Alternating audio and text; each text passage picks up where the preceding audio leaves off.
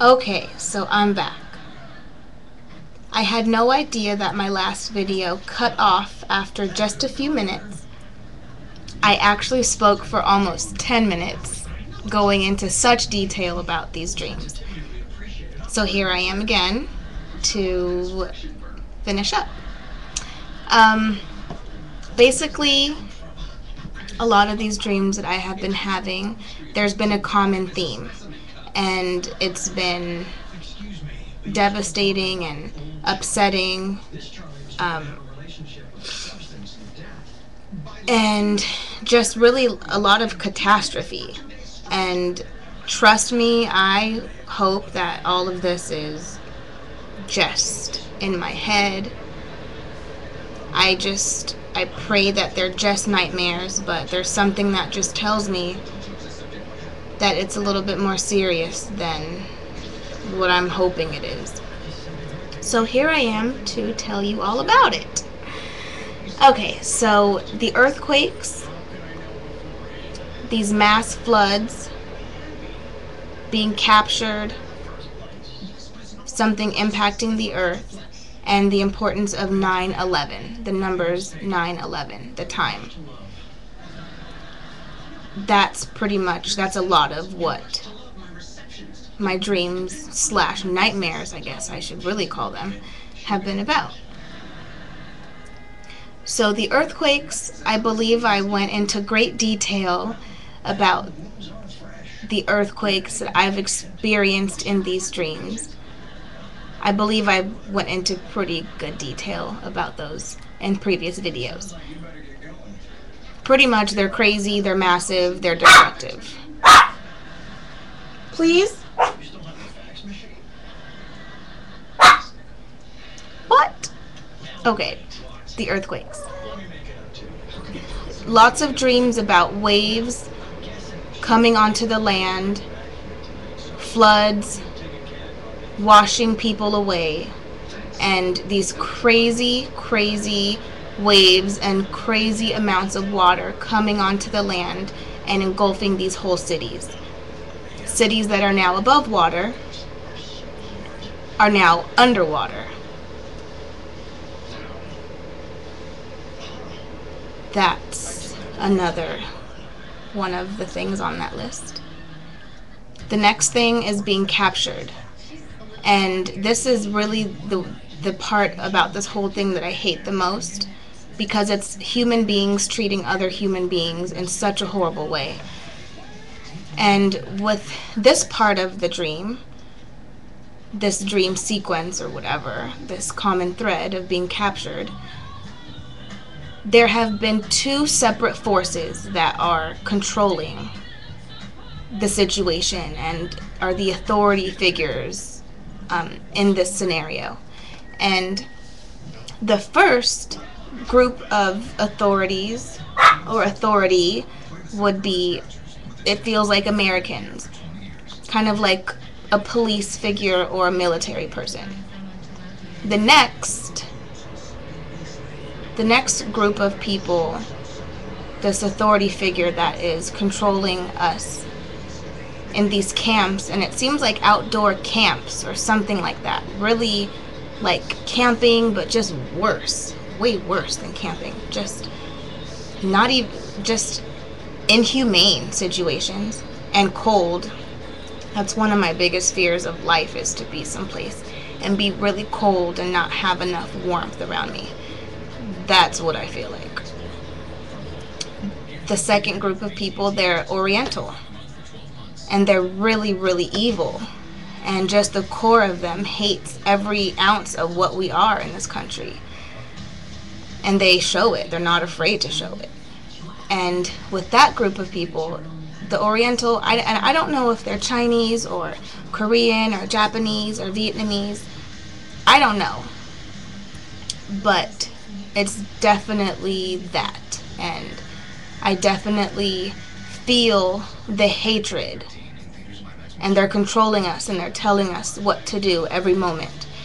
And the only part of our life that we have control of are our thoughts and our beliefs, and everything else that happens in one's life during the day is controlled by someone else. And it's not a fun situation. And with the second group of people that I mentioned, the Oriental people controlling us in these camps, it's almost like they're hunting us. They're chasing us. They've got these crazy weapons. They want to harm us and kill us, a lot of us. And they want to control us. I hate that part too. I've had a few different dreams about something coming from outer space and coming to impact our Earth, causing a lot of reaction prior to, effects felt on Earth before this thing actually hits, and the major effects and the more devastating stuff happens afterwards. After it hits, the after effects of what happens. And that in itself causes these crazy tsunamis, and that kills millions of people, hundreds of millions of people instantly. So these dreams really are not fun dreams at all. I wish I didn't have them, but obviously I feel like everything happens for a reason, and I guess God knew if he knocked on my door just long enough and as intense as he did, and as intense as this information or feeling or whatever that is implanted in me, he knew that I would, and he knows my heart, so he knows that I would only feel the need to come and spread the word and talk to you all about it. Because like I've mentioned in a few other videos, I'm quite personal, and I don't like to talk about my personal life and my beliefs and stuff like that with people that I don't know. But whatever, that's all out the window. Okay, so we've got the water, floods, waves taking people away, being captured, being controlled by these false authority figures, the impact on Earth, and I don't know how I have failed to mention this before, but the importance of 9/11, these numbers. And I have so much detail about that alone, about how that number has affected me, and how that number seems to just follow me wherever I go. I would say the past 2 weeks, not so much. It's kind of subsided, but prior to, about 3 months ago, I write in my journal pretty much every single day. And I remember writing about, after about 4 weeks of it, I wrote down, because I really remembered, the first week of the 7 days of the week, 5 of those days I woke up, kind of laid there for a second, turned to take a look at the clock, and it said 9/11 for 5 of the 7 days of the week.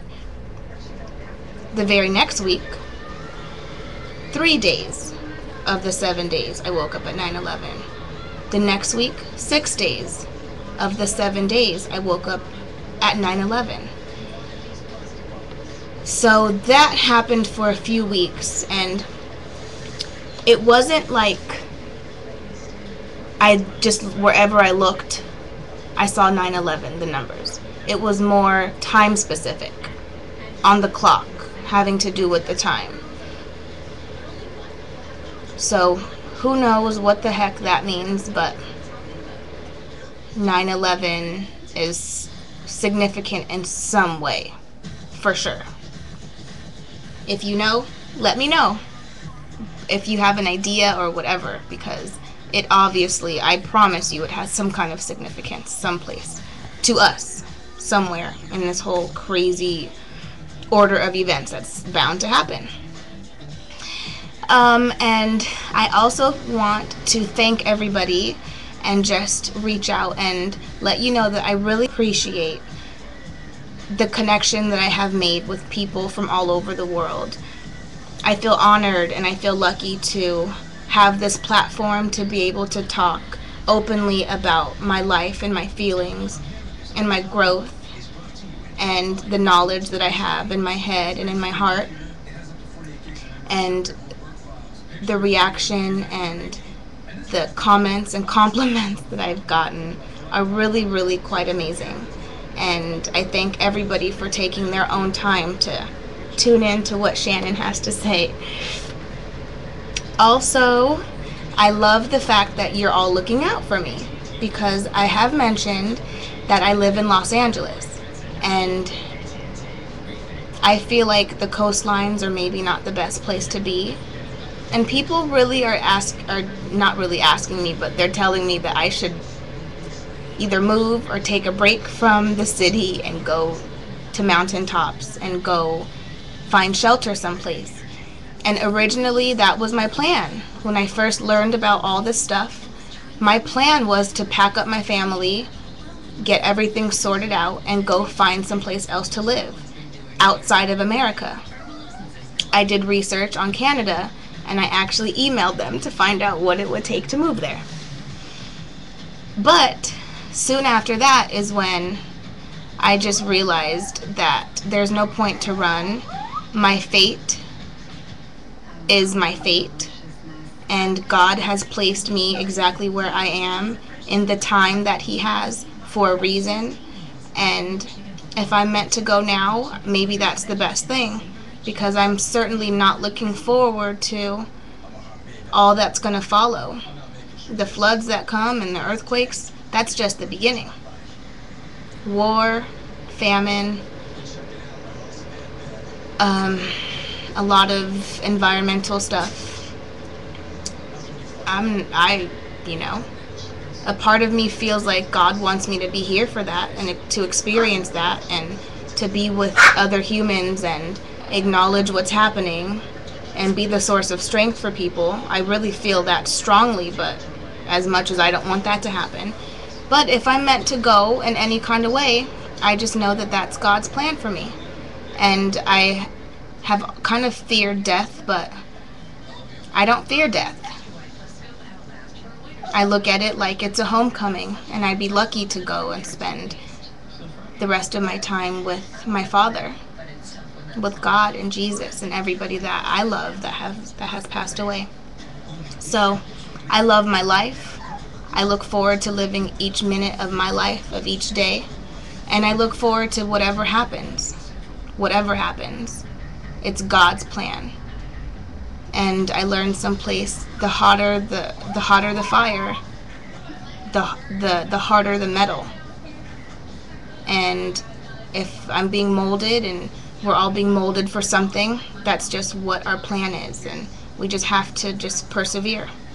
So thanks. And actually what my main plan was, when in the very, very beginning of this journey, my plan was to pack up and move out of the country. And I did a lot of research in terms of where earthquakes don't really happen, where there are no volcanoes, where there's no war, where I know that America is not loved all around the world. And I really had a plan to move out of here.